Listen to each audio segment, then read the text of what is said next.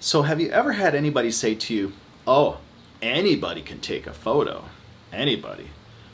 And how did you feel when they said that to you? Did it diminish your value and your drive and your desire to produce photos? How did that affect you? And so today, I had to think about that a lot and how it has affected me, and actually how many times I've heard that. And so, let's kind of get into that. Let's figure out the value of a photo. What is the value of a photo? Is it a high value? Is it a low value? Let's find out. Click, click, click, click and a pick it. Click, click, click, click and a pick it. Click, click, click, click and a pick it. Click, click, click.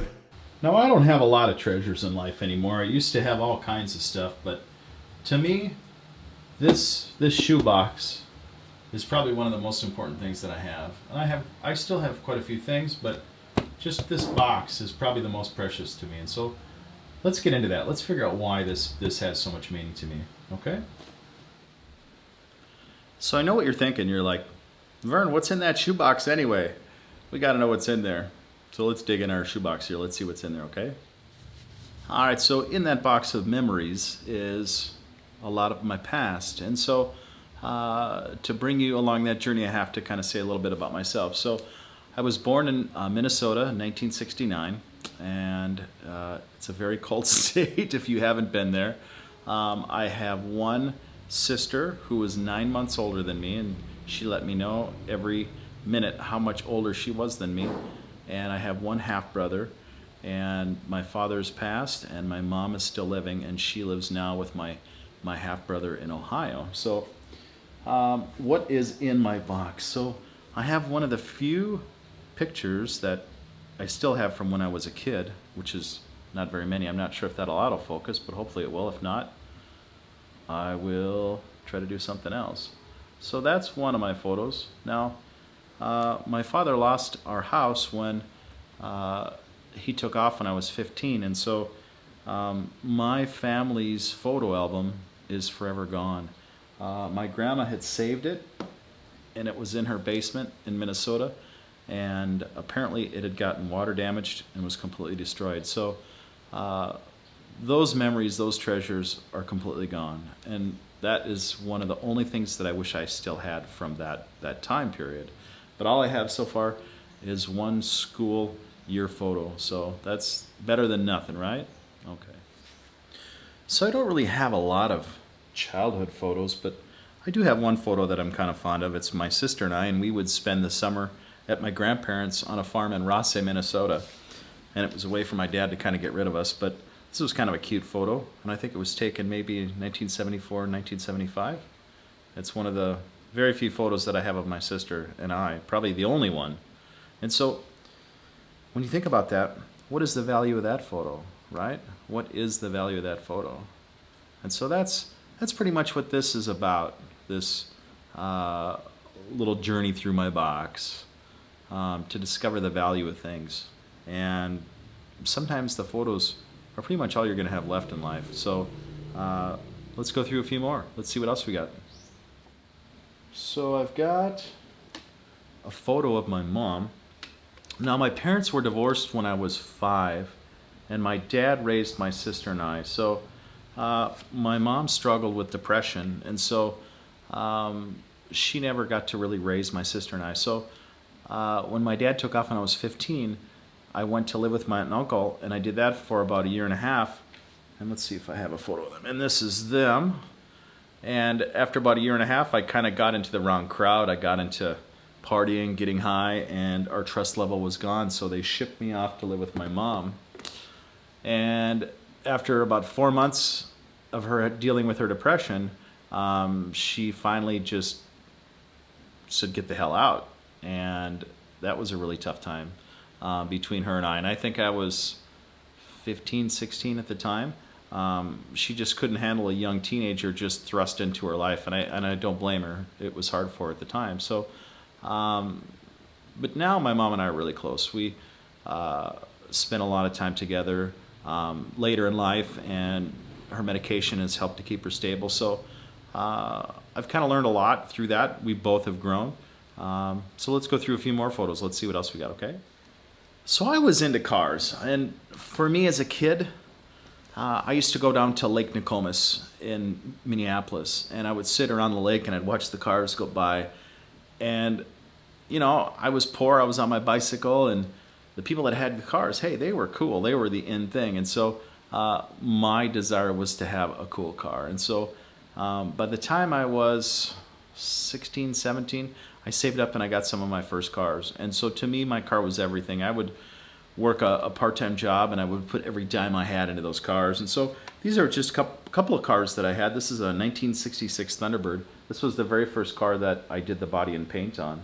And after fixing this car up, it helped me to get my very first job working with another man at a body shop called Precision Paint and Collision in Vadnais Heights, Minnesota. And that's how I got into the auto body restoration business, from that very car.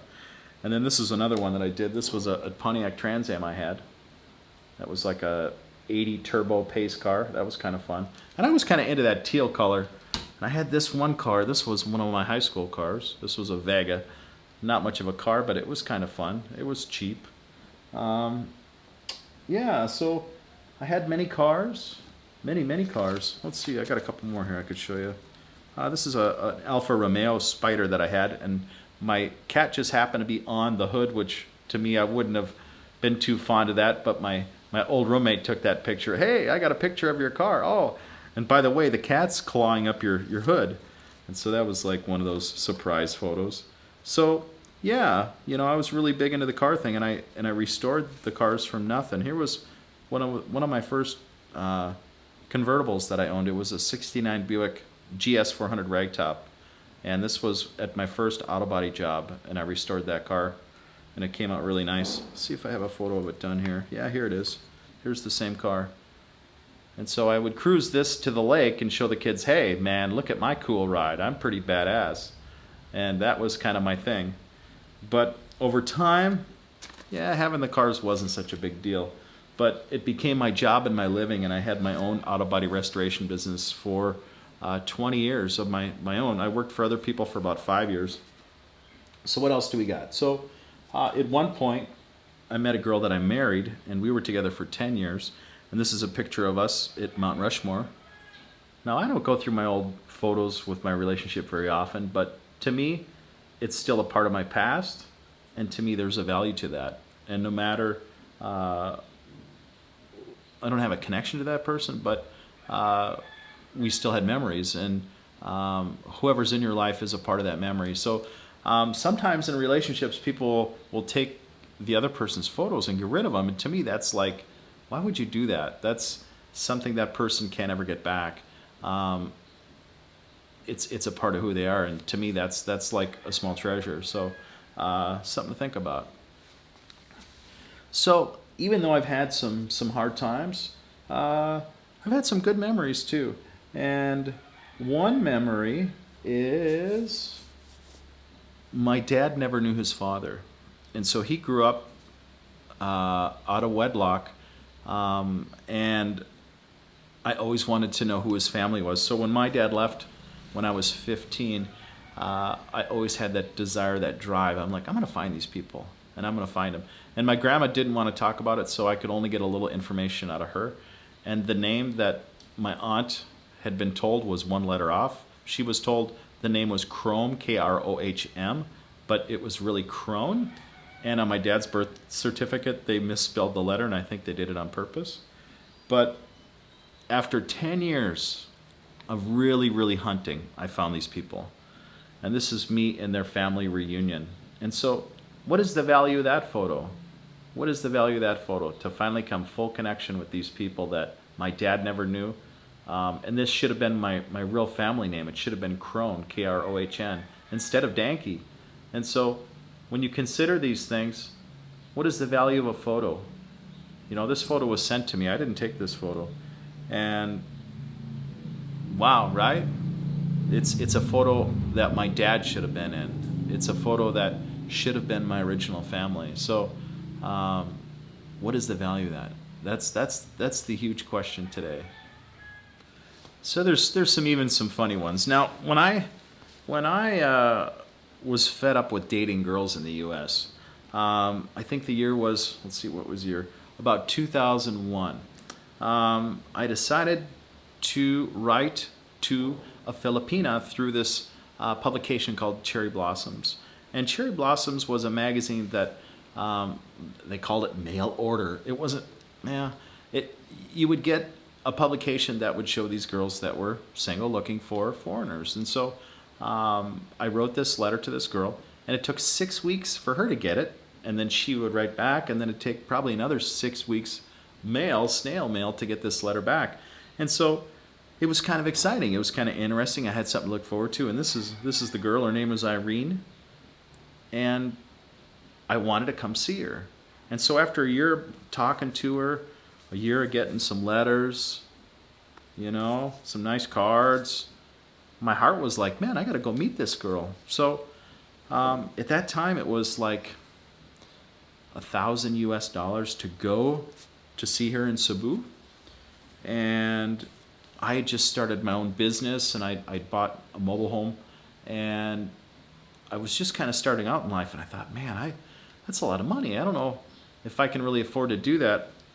But I had a couple of cars because I was into cars, and I had a few extra cars, and I said, I'm going to sell one of my cars. I had a 1980 Pontiac Trans Am pace car, and I told her, I said, hey, I'm going to sell this car, and I'm going to come see you, and I'm going to see what connection we have, and we can go from there. And so when I told her this, all of a sudden she just shut down, and she got cold feet, and it never happened. And I felt kind of bummed out about that. And then 9 months later, I would meet the girl that I would eventually marry, the American girl that Julie. So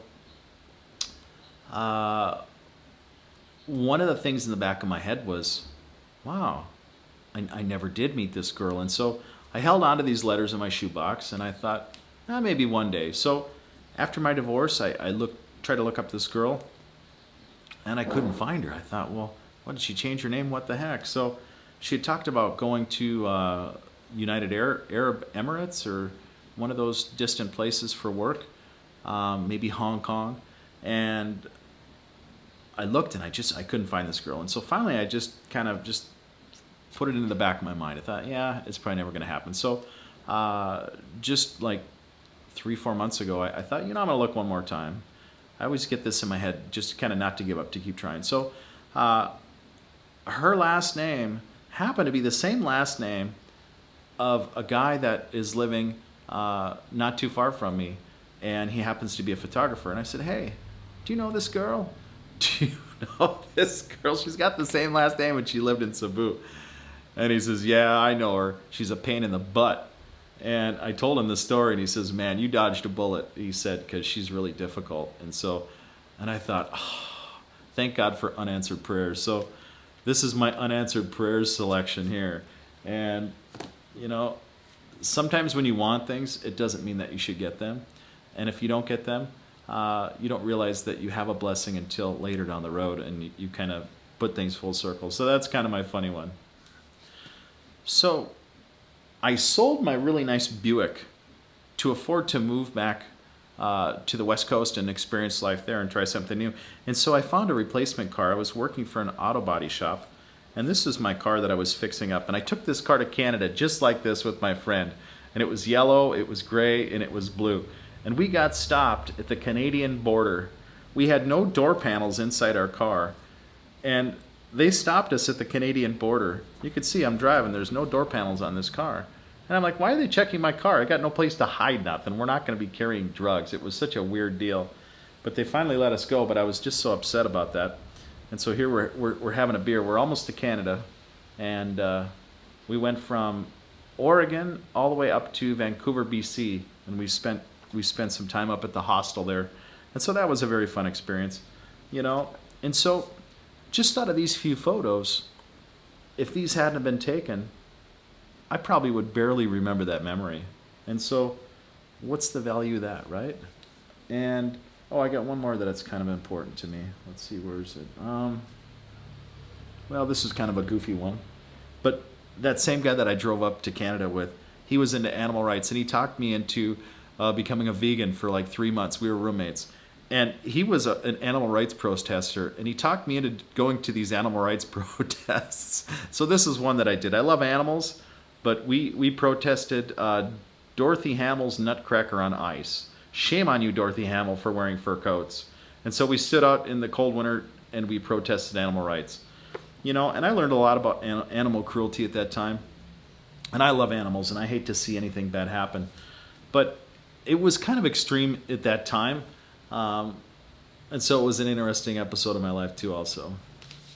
So I have one other fond memory. So back in 1983, I had a friend that died in a car crash, and we were teens. I think I was 14 and he was 15. He stole his dad's car, and he was going to head down from Minnesota to Florida. And in Illinois, they were spotted by the police, and they had a high-speed chase, and the car rolled over, and he died. And so I went to visit my mom when I was with my ex, Julie, to introduce them so I could see what my mom thought of her. And I went back to this wall, and it's made of sandstone. And in 1984, my friend Wes and I, we carved our names into this sandstone wall. And we wrote our initials. I put VRN for Vern, and he put WE for Wes Evans. And at the time, you could see 84, and then every time that I would go back, I would put the next year in there. So I went back there quite a few different times. And so it's kind of like a testament to our friendship and to the past. And so to me, that's pretty special. And so I can't often get back to Minnesota to look at that wall and to put another year there, but at least to have a photo, and I can think about that, and it reminds me of that. So those were just a few of my really deep, important memories that I remember. And so without those few photos that I have, I'd have nothing. I'd really have nothing. And so what is the value of that? What is the value that somebody took the time to think, hey, let's take a photo?